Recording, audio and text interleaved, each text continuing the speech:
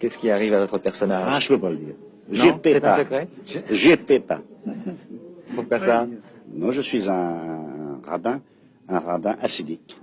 On dit hassidique. Hassidique.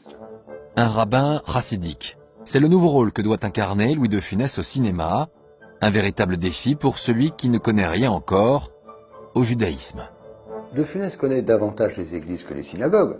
Il m'a dit, vous savez, la religion, je connais rien. Alors, vous êtes quoi? Vous êtes rabbin, d'accord? Vous êtes catholique? Non, non, mais non, je suis pas catholique. Ah bon?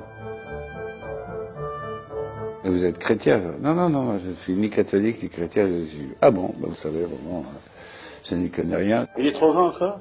Alors, il a 1 centimètre de plus que ceux que j'ai vu que les origines. Non, il a l'air bien. Mais il paraît bonne proportion pour le personnage. Ça se met en arrière, il y a un fait, ça se met comme on veut. Normalement, il se met droit, mais vous pouvez le mettre en arrière si vous voulez. Non, il sert, bah, il faut qu'il serre comme ça. Louis de Funès entre petit à petit dans la peau de son personnage. Et pour en maîtriser toutes les subtilités, il sollicite l'aide du réalisateur Gérard Houry, qui est de confession juive. C'est avec beaucoup de respect, beaucoup de curiosité et de respect qu'il est allé avec mon père dans ces synagogues, qu'il a regardé ces hommes prier, se pencher d'avant en arrière.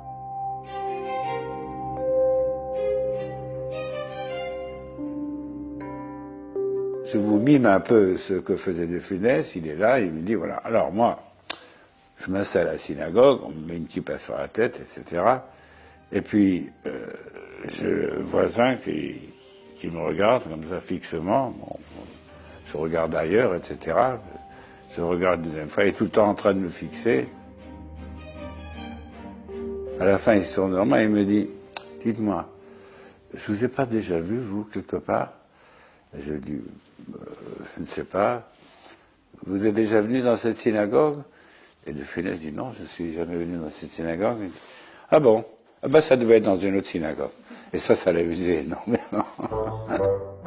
Cela n'empêche pas le comédien d'être préoccupé par une scène essentielle du film qu'il reste à tourner. Pour ne pas la rater, il répète 2 heures par jour, pendant 2 semaines, avec un chorégraphe. J'ai eu d'autres élèves particuliers. C'est peut-être le meilleur, parce qu'il en voulait. C'est-à-dire qu'il ne se fatiguait pas, c'est-à-dire que c'est moi qui, de temps en temps, lui proposais de s'arrêter. Tant qu'il sentait qu'il pouvait, et tant que je sentais, c'est-à-dire que il travaillait, il était très doué. Au fil des répétitions, Louis de Funès va même, comme à son habitude, apporter sa touche personnelle. Tout ce qui est, toutes les histoires de doigts. C'est-à-dire qu'à un moment donné, il se met à faire ça, alors que je faisais ça, quelque chose de beaucoup plus simple. Et quand il me l'a fait en répète, j'ai trouvé ça super. J'ai dit, mais on garde. Tout va se passer ici, dans une rue des Rosiers reconstituée au nord de Paris. C'est le jour J pour la scène. Avant le lancement du moteur, Louis de Funès a une dernière requête. La seule chose qu'il demandait, c'est que je puisse être dans son angle de vue et que je danse. Voilà, on y va.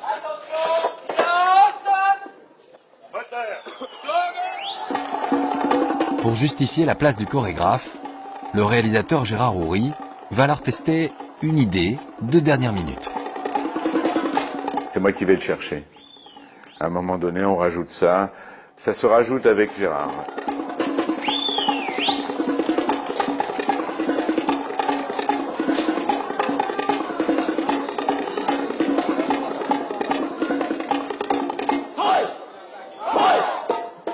Mais il me regarde peu.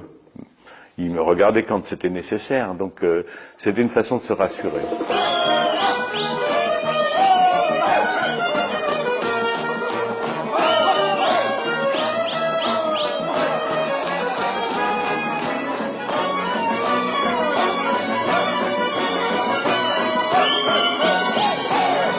Personne n'aurait pu faire comme lui a fait. Ça, c'est très fort. Ce truc, c'est très, très fort.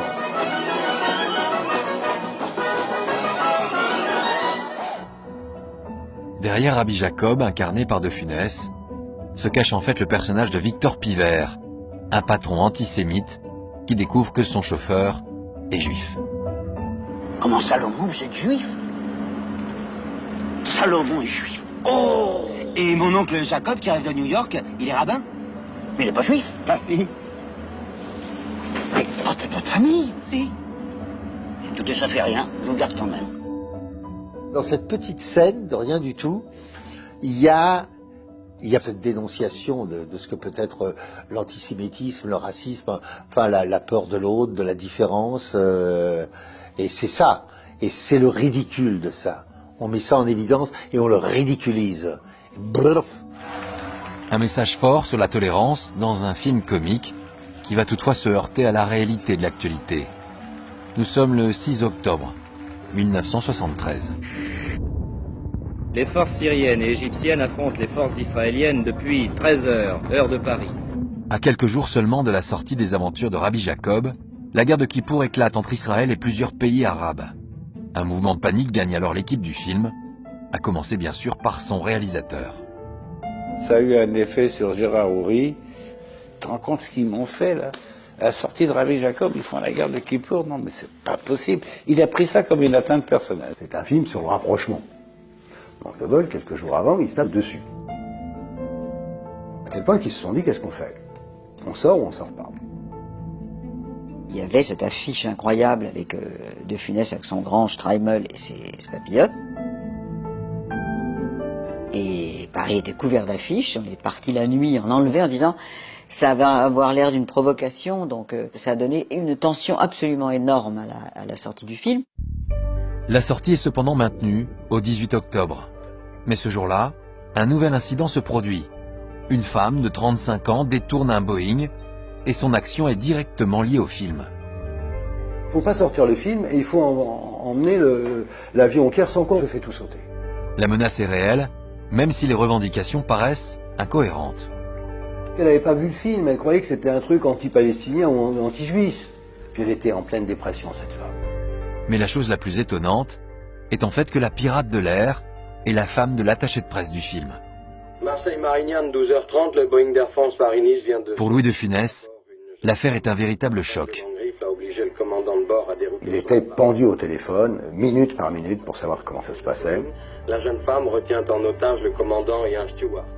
Quand il a su le dénouement tragique, il était effondré, quoi. Vraiment effondré. Il s'est même à un moment cru responsable. Atteinte de 2 balles à la tête et à la poitrine, la jeune femme va mourir dans cette ambulance. Quelques heures plus tard, le réalisateur du film, Gérard Houry, décide de réagir.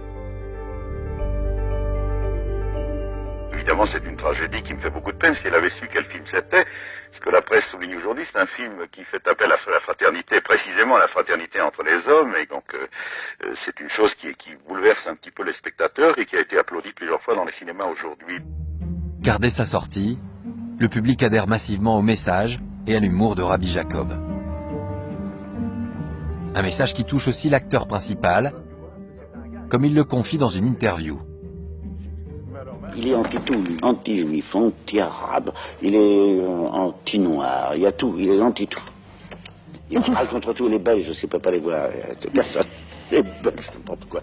Il m'a dit une fois, je pense que quand les gens ont vu ce film, il y aura peut-être moins d'antisémites. Donc il trouvait ça très bien, quoi. Il dit là, au moins, on se dit, voilà, on va y aller, là, on va montrer qu'on n'est pas raciste du tout, quoi. Et finalement, je suis beaucoup moins intolérant à la fin du film.